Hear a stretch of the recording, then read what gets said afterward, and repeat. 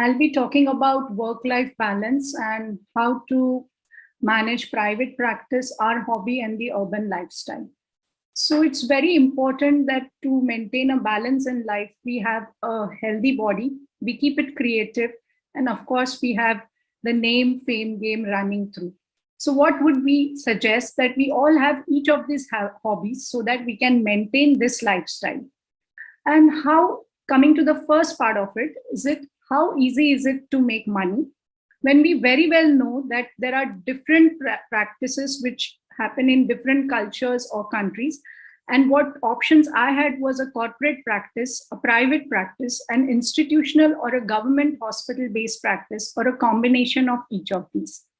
And this decision is very important. And it's an important decision because it has to be considered taking into view many points, like how much time can I devote to the practice? What are my family commitments? And apart from that, how much and what am I looking for and what are my goals? When we talk about making money, of course, there is a gender disparity in each of the branches, not only medical branch, but even other branches around. And this was a small study done in India, which also spoke about the gender disparity amongst the physician, not the surgeons, although. And this is a data from one of the biggest, one of a very well-known and big institute in India, which talks about that how being a full-timer or attached to one institute may not give you much of monetary benefits, and how running a partial role or having a combination practice is going to help you make much more money as compared to what just being settled in one place would do.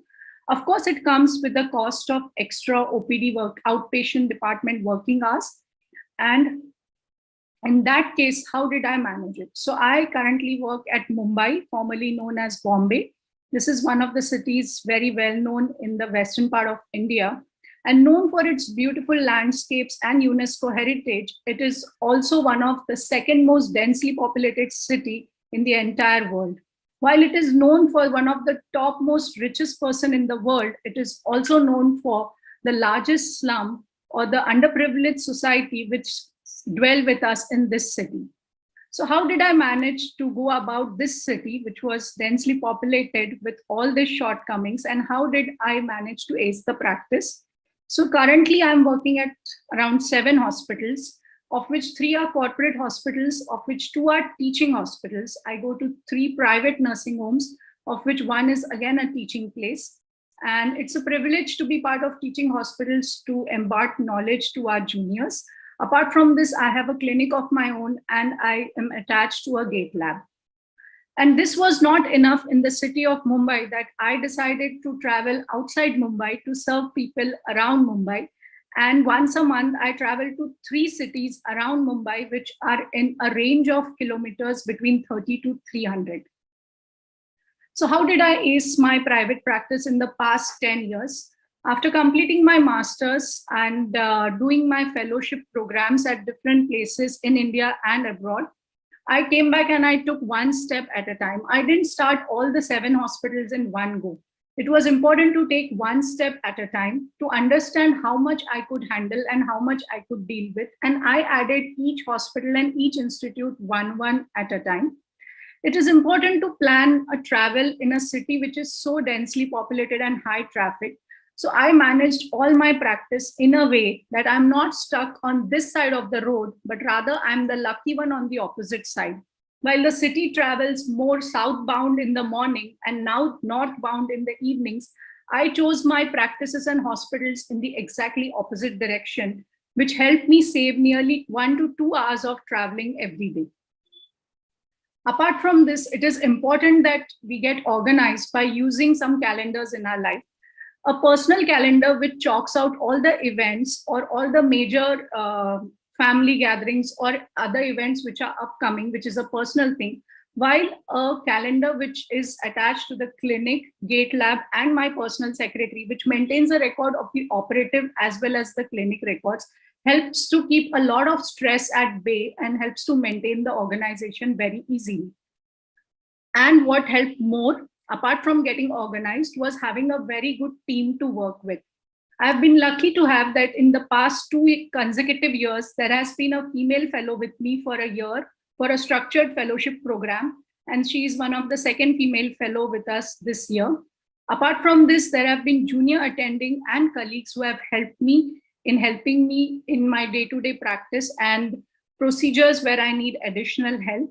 And at the Gate Lab, I have an assistant, additional biomechanist who helps to maintain the records and keep data of all the patients which we are working with. So all of these together teamwork has helped to keep a very good data and help me to manage my practice very easily. And it is important that if you want to go far in life, it's not important to work alone, but it's good to have a team of people who work with you and who help you around. Not only this, it is important to have a mentor in life, because private practice is just not easy. There are times when there could be hurdles. There are times when I needed help, support, and I'm fortunate to have very good mentors in my life in the past 10 years who have helped me grow in my practice along these years.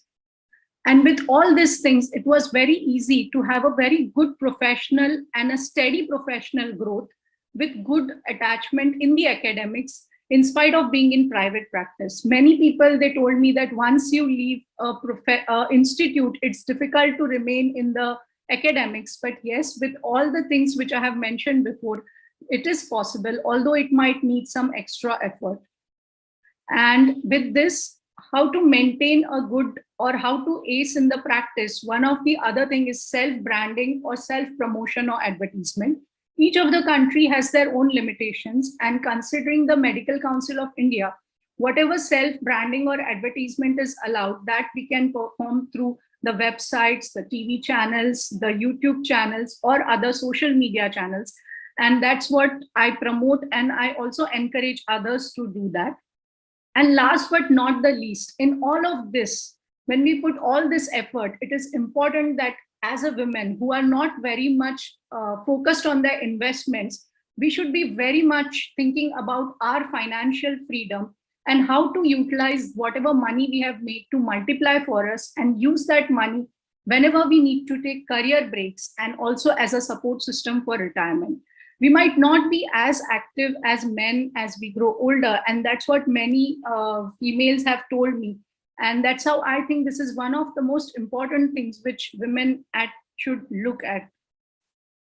And while we are looking at all of this, it is a task and it takes a toll on us. So, but it is important that we prioritize ourselves, because we know that 54% of doctors, although they just mention that they have gone through burnout, while there are many others who suffer much more, and there would be doctors who would not recommend a career in medicine to their children or near ones. So that's how a burnout affects us. And maintaining this or doing a private practice or running around places or juggling hospitals is tough. And this should be kept in mind. And with this, I would suggest that we take the second thing in mind, that how to maintain a good health and how to remain fit. So coming to the second part of the talk, that how to remain fit, it is important that we have a very healthy diet, things that make us happy or things that make us alive. And of course, do things which is going to keep us fit and healthy. I recommend that we at least have 2 to 3 days of workout, any sort of exercise, and it should be done no matter what. However busy our schedule is, that time should not be missed. And that is supposed to be our own time, and that should be done. Of course, whatever looks nice and rosy in all these slides before, there have been times where I have gone through not only just highs in life, but there are times when we are low. We need support. We need to introspect. We need to look inside. We need to look for help. And that is the time when we should think of mindfulness and meditation. Not every day, but there should be some days in a month when we would look at these things so that we remain grounded and so that we are connected to ourselves. And this is a very important thing to keep stress at bay and do good work as we go along. And what things keep us alive is soaring to new heights, not only in our career, but also in the hobbies or activities we do. Apart from all these things, I am into much more of adventurous sports. And one of it is trekking. The highest I have trekked is the Everest Base Camp at 17,000 feet, followed by 10,000 feet at Bhutan, and then nearby treks in our own country, which I have done apart from Nepal and Bhutan. What thrills me more is my love for cars. And that didn't end just by driving in the traffic in Mumbai. but I also drive on some of the speedways and the motor circuits in India. And I'm part of the Formula 4 racing team. Of course, the COVID has taken this into, the car is now in garage, but hoping back to get into this seat soon. And yes, day-to-day activities which would keep the happiness hormone on a high rush. And this activities is what they keep us happy. And what makes us wiser is traveling. And in the past 10 years, apart from leisure travel, I have traveled to nearly around 10 to 12 countries for attending various conferences, courses, increasing my knowledge and improving the skills. And that's how I think, of course, it makes us wiser and helps us to know the different practices across the world. We are privileged to be in this position as doctors because we get an additional benefit to help people, to make a difference in their lives. And it is important to leave our mark of footprints as we move along. And in all this time, I had a very special place for kids with cerebral palsy in my heart. And over a few years in my practice, I set up an NGO called Footprints, which works at empowering individuals with cerebral palsy. We try to create awareness about cerebral palsy, which is very commonly known as polio still, in spite of all this education. And over the years, I have conducted various marathons and events to create awareness about this particular thing. And we have helped many individuals, not only as a financial support for surgeries, but also for their splints and orthosis, because these people do not have an insurance coverage. And I have done my part of it to make a difference in the life of these kids. So to conclude, I would say that yes, not only as women, but even men have similar responsibilities and things to do. And what we should focus it as looking at our work, of course, not all the time to compete, but to get the job satisfaction and the happiness we want and grow each day, not to compare ourselves with others, but just look at the day which is gone behind and make the next day much more better. Yes, to put ourselves first in all ways. And it's okay to say a no sometimes. It's not possible to be present everywhere and to do everything all the time. So it's okay if once in a while we say a no and maybe or may not be given explanation for it. And yes, we leave our footprints as we live our life on this earth. And it should be by imparting the knowledge, treating people, and helping those as we are privileged to do so. So thank you so much.